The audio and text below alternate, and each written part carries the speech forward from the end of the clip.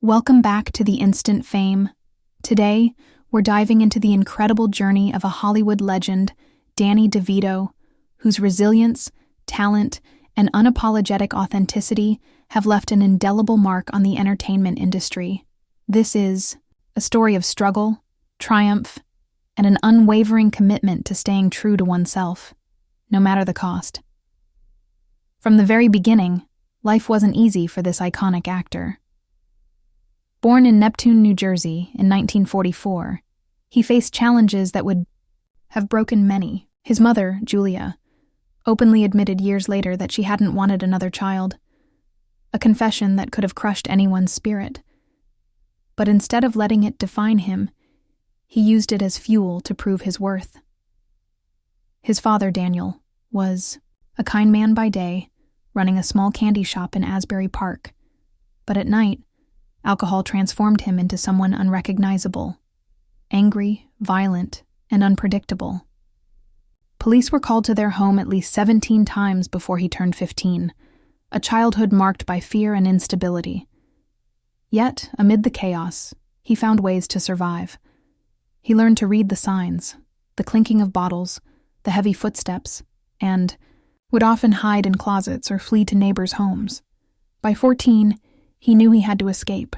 His neighborhood was crumbling, with heroin claiming the lives of childhood friends before they even reached 16. Determined to change his fate, he saved $237 from odd jobs, convinced his parish priest to speak to his parents, and secured a spot at oratory prep school. That decision likely saved his life. Out of 12 childhood friends, only 3 made it past 25 without prison or addiction. But there was another battle he kept hidden for decades. A rare genetic condition called Fairbanks disease. It stunted his growth, leaving him at just 4'10", and caused chronic pain in his hips, knees, and back. Doctors offered surgeries. Some even suggested breaking and lengthening his legs, but he refused. Hollywood executives dangled million-dollar contracts if he altered his appearance, but he burned them. Literally. He once said, "I'd rather be a first-rate version of myself than a second-rate version of someone else." Before acting, he trained as a hairdresser, graduating second in his class at beauty school. He worked at his sister's salon, mastering styles like the Neptune twist, and even won awards. But fate had other plans. While cutting a client's hair, her husband, a theater producer, suggested he audition for a play. With zero experience, he delivered a monologue from The Rainmaker, and something clicked. The American Academy of Dramatic Arts offered him a spot, not in makeup, as he'd intended, but in acting. His early years in New York were grueling. He lived in a roach-infested apartment with his roommate, Michael Douglas, surviving on canned beans and stale bread. They pooled their last $27 to print headshots, but while Douglas landed roles, he faced rejection after rejection. Between 1967 and 1970, he auditioned 248 times, booking only 3 gigs for less than $800 total. To survive, he parked cars, posed as a mannequin, and even cleaned cages at the LA Zoo for $1.85 an hour, reading lines to chimpanzees to keep his acting sharp. At one point, he lived in his VW Beetle, showering at the YMCA and eating at soup kitchens. Then came the turning point. His father fell ill in 1972, and just as he considered giving up acting for a postal job, the phone rang, an audition for One Flew Over the Cuckoo's Nest. The role was Martini, a character he'd played years earlier on stage. His former roommate, Michael Douglas, was the producer. The film, shot in a real mental hospital with actual patients as extras, became a cultural phenomenon, winning 5 Oscars. Though his screen time was just under 6 minutes, it put him on the map. But his real breakthrough came with Taxi in 1978. Against all advice, he turned down 3 movie roles to audition for the sitcom. His agent warned him TV was career suicide, but he trusted his gut.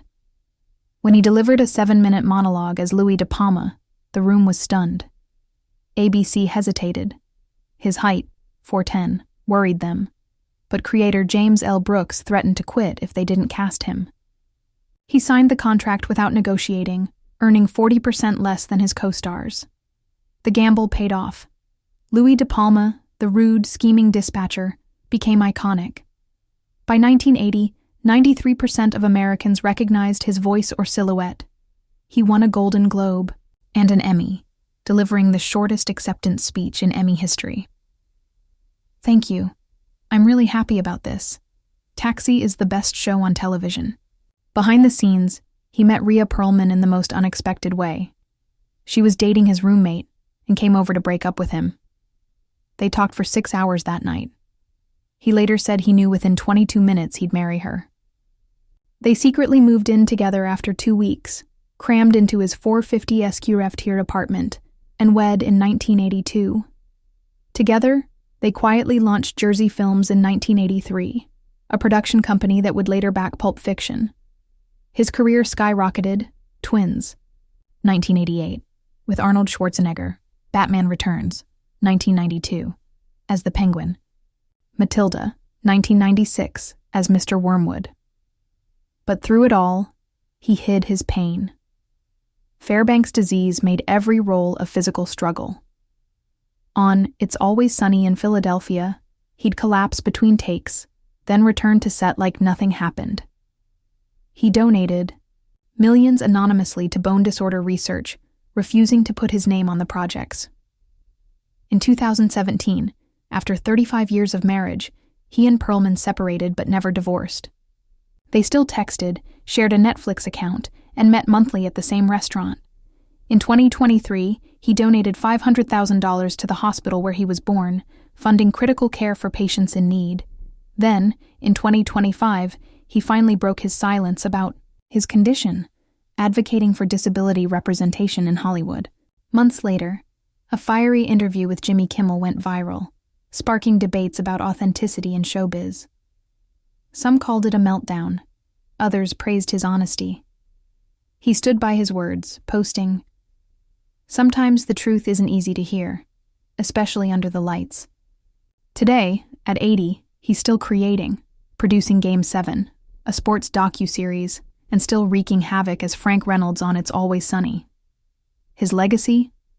A testament to resilience, proving that greatness isn't about fitting in. It's about daring to stand out. So, what's your take? In a world that often demands conformity, would you have the courage to burn the contract and stay unapologetically yourself?